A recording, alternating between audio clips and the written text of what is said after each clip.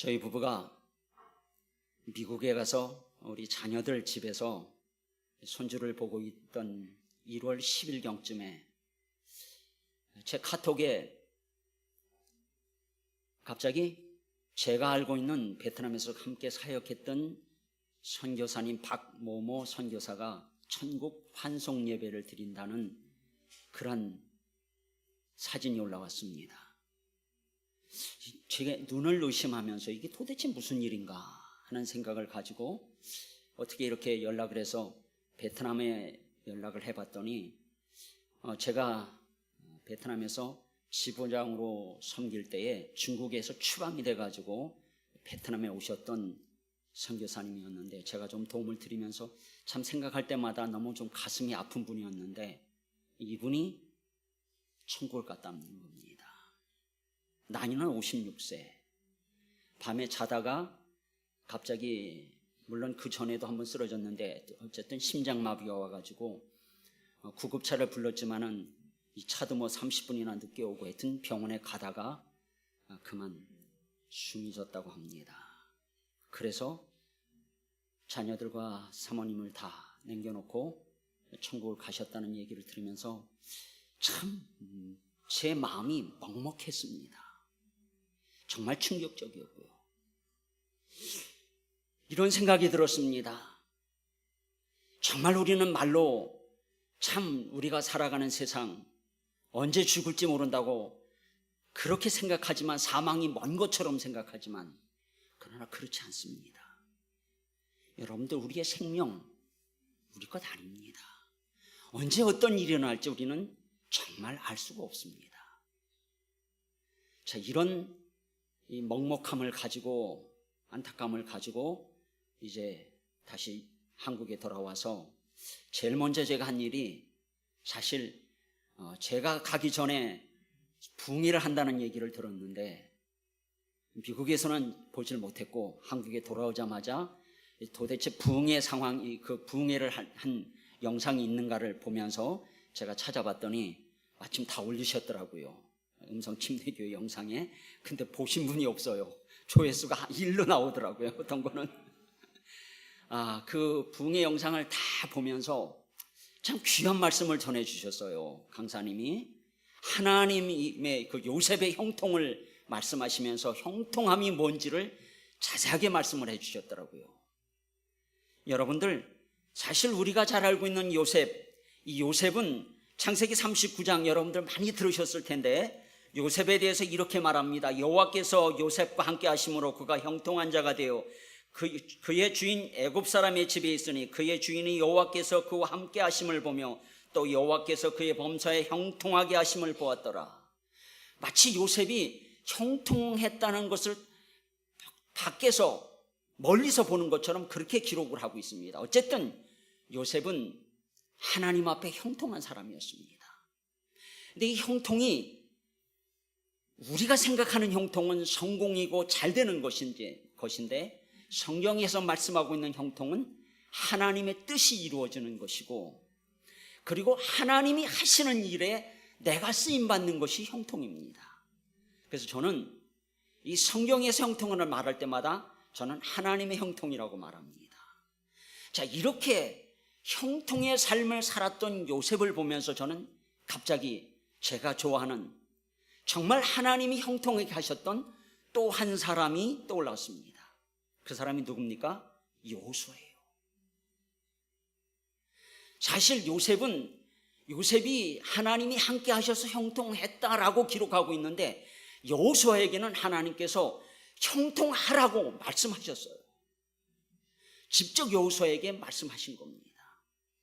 오늘 졸업하고 또 오늘 진급하고 또 오늘 더 정말 하나님 앞에서 믿음으로 살려고 하는 여러분들에게 오늘 하나님께서 말씀하시는 이 음성이 들려지게 될 줄로 믿습니다.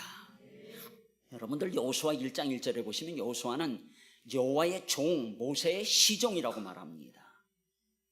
여기 시종이란 말은 그냥 말하면 모세의 심부름꾼이라고, 더 정확하게 말하면 모세의 후계자죠. 어쨌든 우리가 생각하는 이 여호수아 장군, 이 여호수아는 하나님 앞에서 그는 하나님의 종이었지만 사실은 모세를 따라다니면서 모세가 하는 모든 일들을 다 보면서 살았던 사람입니다. 갑자기 어느 날 모세가 죽었습니다. 하나님이 불러가신 거예요. 그래서 모세가 죽은 후에 하나님이 여호수아에게 말씀하시는 겁니다. 뭐라고 말씀하십니까? 여호수아 1장 7절에서 8절 말씀 좀 띄워주십시오.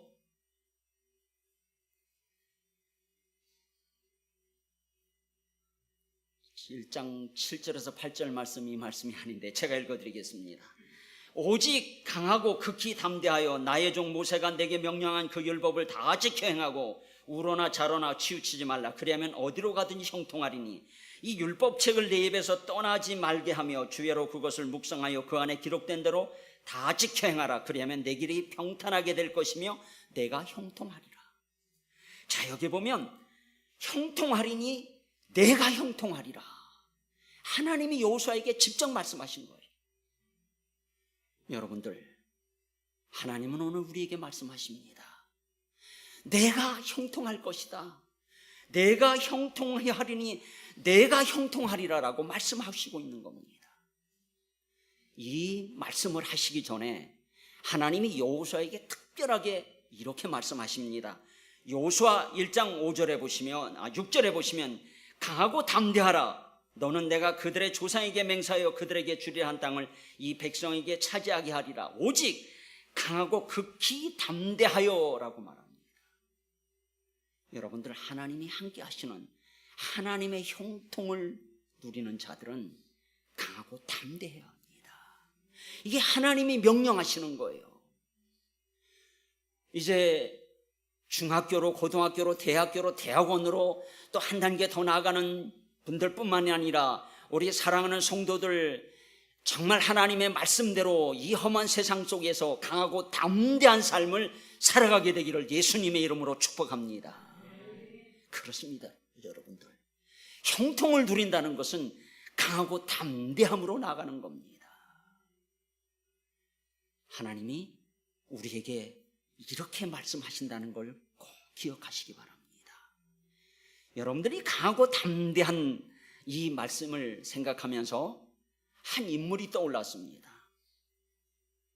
성경의 인물은 아닙니다. 이 사람이 뉴욕 워싱턴 포스트지에 기사가 실렸다고 합니다. 미국의 유명한 신문에 실린 거죠.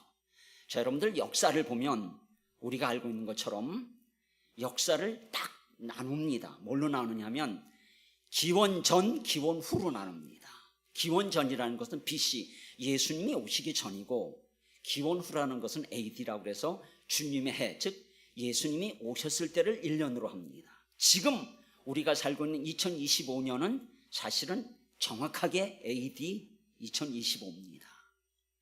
그런데 기원 후 AD 1년부터 1000년까지 1000년 동안 세상에 가장 큰 영향을 줬던 사람을 이 신문에서 뽑았는데 누구냐면 징기스칸입니다.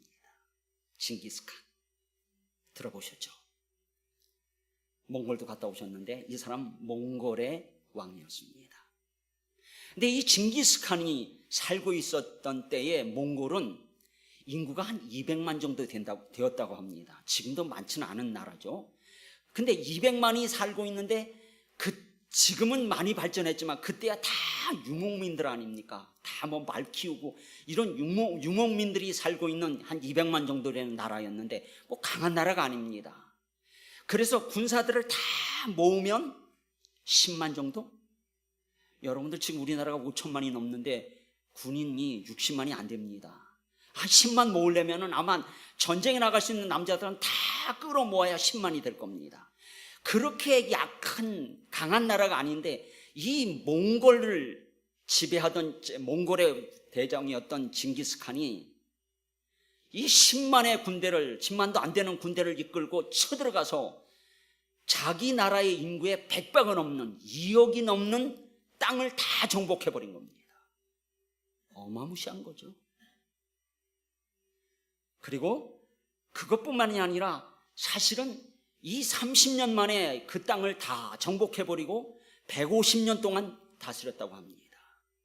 그렇다면 징기스칸이 이렇게 할 수 있었던 이유가 뭘까요? 기원, 그러니까 AD, 그러니까 징기스칸보다 조금 더 일찍 살았던 AD 7세기경에 살았던 그 원래 몽골족도 다 한 족속이 아니랍니다. 뭐 돌골족인가 하는 데에 유명한 장군이 있었는데, 돈쿠쿠인가요? 이런 장군이 있었는데 이 장군이 이런 말을 했다고 합니다. 뭐냐면 성을 쌓는 자는 반드시 망한다. 그러나 계속 앞으로 나아가는 자는 승리하게 된다. 무슨 말입니까, 여러분들? 결국 강하고 담대함으로 앞을 향해서 나아가는 자만이 승리하게 되고 형통을 누리게 되어진다는 겁니다. 사랑하는 여러분들, 그렇습니다. 아무리 힘들고 어려운 상황 속에서도 결국은 하나님의 형통을 누리는 사람은 앞을 향해서 나아가는 겁니다. 졸업하는 우리 학생들, 중학교로, 고등학교로, 대학교로, 대학원으로 더 유학까지 가십시오. 계속 앞으로 가십시오. 졸업은 사실은 새로운 시작이라고 말합니다. 결국은 하나님이 함께 하시기 때문에 그 하나님을 믿고 우리는 계속해서 앞으로 나아가는 것, 이것이 바로 형통함을 누리는 우리의 모습인 줄로 믿습니다. 이렇게 하나님께서 형통하리라고 말했던 여호수아가 계속해서 하나님이 주신 말씀대로 그 이스라엘 민족들을 이끌고 가나안 땅을 정복해 나갑니다.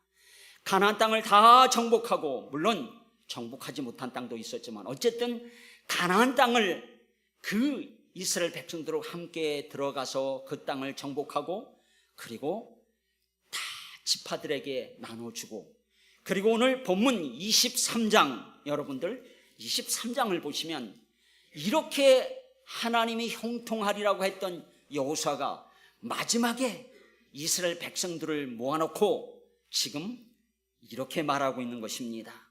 오늘 1절 2절 말씀을 제가 다시 한번 읽어드리겠습니다. 여호수아 23장 1절 2절.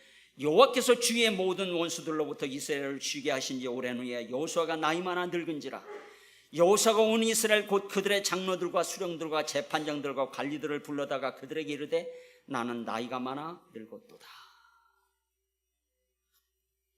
여호수아의 마치 유언 같고 또 어쩌면 고별설거 같은 내용이 지금 나오고 있습니다. 여러분들, 나이가 많다고 해서 사실은 앉아있는 것이 아닙니다. 하나님이 말씀하시면 이제 여호수아는 죽기 전에 이스라엘 백성들에게 정말 하나님의 형통을 누리려면 어떻게 해야 되는지를 지금 다 백성들을 모아놓고 말씀하고 있는 겁니다. 자, 그렇다면 본문에서 여러분들 하나님의 형통을 누리려면 어떻게 해야 되는지를 우리 함께 살펴보면서 성령님의 음성을 듣는 시간이 될 줄로 믿습니다. 자, 여러분들 3절 말씀을 보시면 제일 먼저 여호와의 형통을 누리기 위해서 해야 할 일이 나옵니다. 너희 하나님 여호와께서 너희를 위하여 이 모든 나라에 행하신 일을 너희가 다 보았거니와 너희 하나님 여호와 그는 너희를 위하여 싸우신 이시니라. 너희를 위하여 싸우신 이시니라. 하나님이 싸우셨다는 거예요. 하나님의 형통을 누리기 위해서 우리가 꼭 기억해야 될 것이 있습니다. 그것은 하나님이 하셨다는 거예요. 하나님이 싸우셨다는 거예요. 내가 한 것이 아닙니다. 여러분들, 여호수아가 능력이 있어서가 아니에요. 이스라엘 백성들이 무슨 강해서가 아닙니다. 하나님이 싸우셨다는 거예요. 하나님이 싸우셨다는 것은 하나님의 은혜를 기억하라는 거예요. 여러분들, 우리가 살아가는 것 하나님의 은혜입니다. 모든 것 다 하나님이 우리를 위해서 싸워주셨기 때문에 우리가 누리고 있는 것입니다. 우리가 이 세상을 살아가면서 우리가 누리는 모든 것들이 하나님의 은혜라는 찬양처럼 여러분들, 그렇습니다. 하나님의 형통을 누리는 사람들 늘 기억해야 될 것이, 하나님, 이 모든 것이 다 하나님의 은혜입니다. 하나님이 하셨습니다. 이걸 고백하는 거예요. 이스라엘 백성들에게 왜 지금 여호수아가 이 말을 하고 있을까요?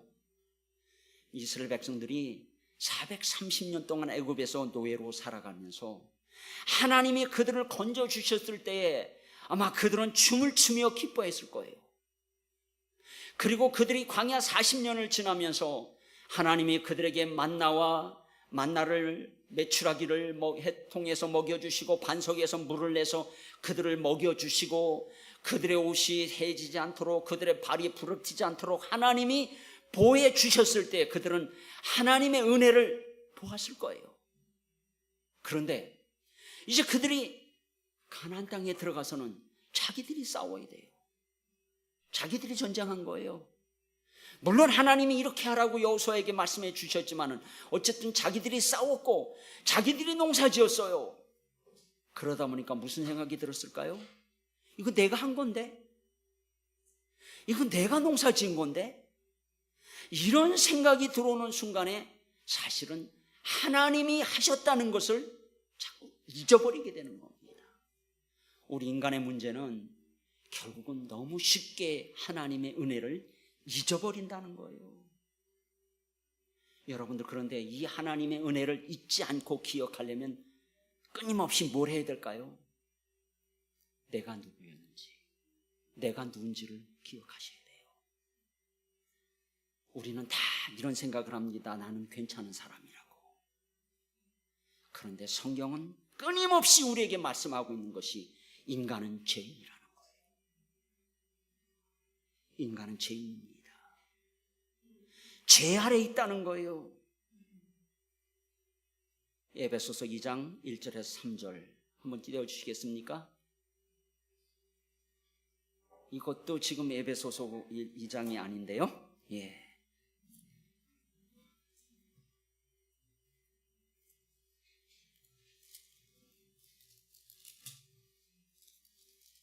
에베소서 2장 3절을 제가 읽어드리겠습니다. 에베소 2장 1절부터 3절. 그는 허물과 죄로 죽었던 너희를 살리셨도다. 그때의 너희는 그 가운데서 행하여 이 세상 풍조를 따르고 공중의 권세 잡은 자를 따랐으니 곧 지금 불순종의 아들들 가운데서 역사하는 영이라. 전에는 우리도 다 그 가운데서 우리 육체 욕심을 따라 지내며 육체와 마음에 원하는 것을 하여 다른 이들과 같이 본질상 진노의 자녀이었더니. 여러분들, 우리가 누구였다고요? 허물과 죄로 죽었던 우리가 누구였다고요? 본질상 진노의 자녀이었더니. 이게 우리의 모습이에요. 성경이 우리에게 말씀하고 있는 것은 죄와 허물로 죽었다는 거예요. 그리고 하나님 앞에서 본질상 진노의 자녀였다는 거예요. 하나님이 우리에게 이런 은혜를 베풀어 주실 가치가 없는 자들이었다는 거예요. 이게 성경이 우리에게 말씀하고 있는 겁니다. 그래서 여러분들, 죄로 죽은 우리의 모습을 로마서 1, 2, 3장에서 계속 말하고 있는데 다 찾을 수가 없어서 로마서 3장 10절에서 18절까지만 보겠습니다. 예, 이제 말씀이 나옵니다. 여러분들 찾지 마시고 앞에 있는 것 자꾸 천천히 함께 읽어보겠습니다. 자, 기록된 바라고 말하고 있는데 기록된 바는 성경이 이렇게 기록하고 있다는 거예요. 자, 10절부터 18절까지 여러분들 천천히 우리 함께 보도록 하겠습니다. 시작. 기록된 바 의인은 없나니 하나도 없으며 깨닫는 자도 없고 하나님을 찾는 자도 없고 다 치우쳐 함께 무익하게 되고 선을 행하는 자는 없나니 하나도 없도다. 그들의 목구멍은 열린 무덤이요 그들 혀로는 속임을 일삼으며 그 입술에는 독사의 독이 있고 그들의 목구멍은 열린 무덤이요 그 혀로는 속임을 일삼으며 그 입술에는 독사의 독이 있고 그 입에는 저주와 악독이 가득하고 그 발은 피 흘리는데 빠른지라. 파멸과 고생이 그 길에 있어 평강의 길을 알지 못하였고 그들의 눈앞에 하나님을 두려움이 없느니라 함과 같으니라. 아멘. 이게 죄인의 모습이에요. 이게 구원받기 전에 우리의 모습이에요.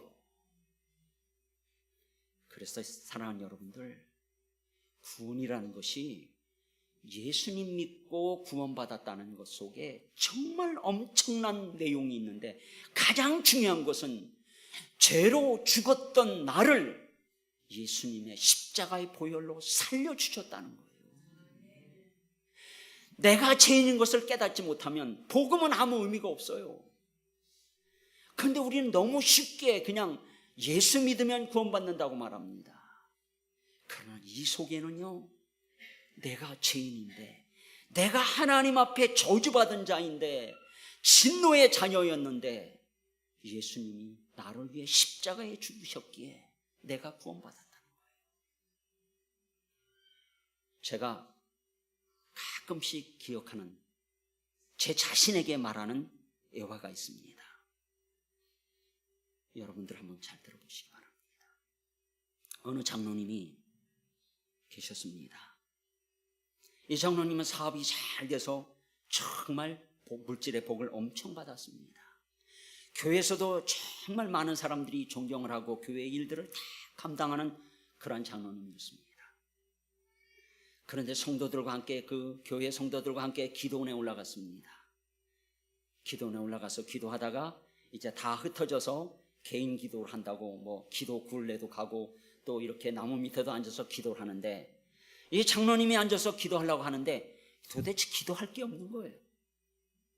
하나님이 나한테 이런 정말 복을 주셨고 하나님이 나한테 이렇게 해주셨구나 라는 생각을 하고 앉아있는데, 이게 꿈인지 비몽사몽간에 뭘 보게 된 겁니다. 뭘 봤냐면 갑자기 멀리서 뭔가 까만 점이 나타난 겁니다. 근데 그 점이 점점 가까이 오기 시작하는 거예요.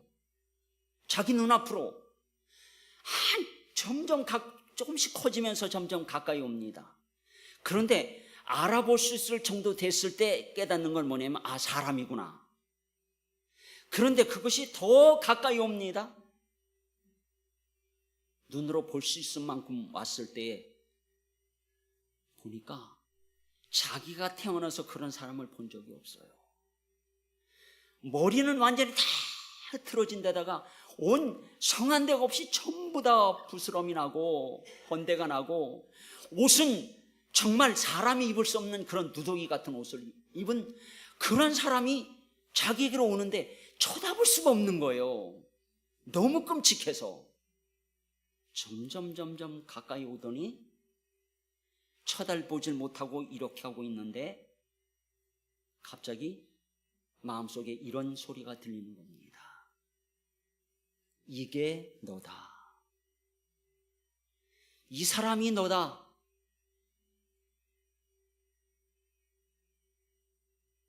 얼마나 끔찍했겠습니까?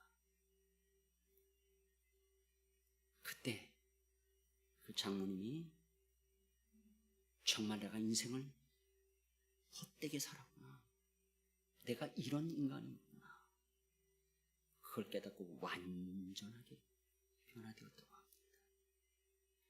여러분들, 이게 인간의 모습이에요. 하나님의 은혜를 깨닫지 못하면요, 감사도 없고요, 하나님의 은혜를 깨닫지 못하면 불평, 원망하게 됩니다. 여러분들, 소망이 없어져요. 그래서 오늘 여호수아는 계속해서 말하고 있는 겁니다. 하나님 앞에서 정말 바로 하나님이 싸우신 것을 기억하라는 거예요. 여러분들, 하나님의 형통을 누리고 싶습니까? 네, 기억하십시오. 하나님이 하셨다, 하나님의 은혜다라는 걸 기억하십시오. 그리고 하나님의 은혜를, 형통을 누리려면 오늘 여호수아 23장 4절 5절 말씀을 보시면 이렇게 말씀합니다.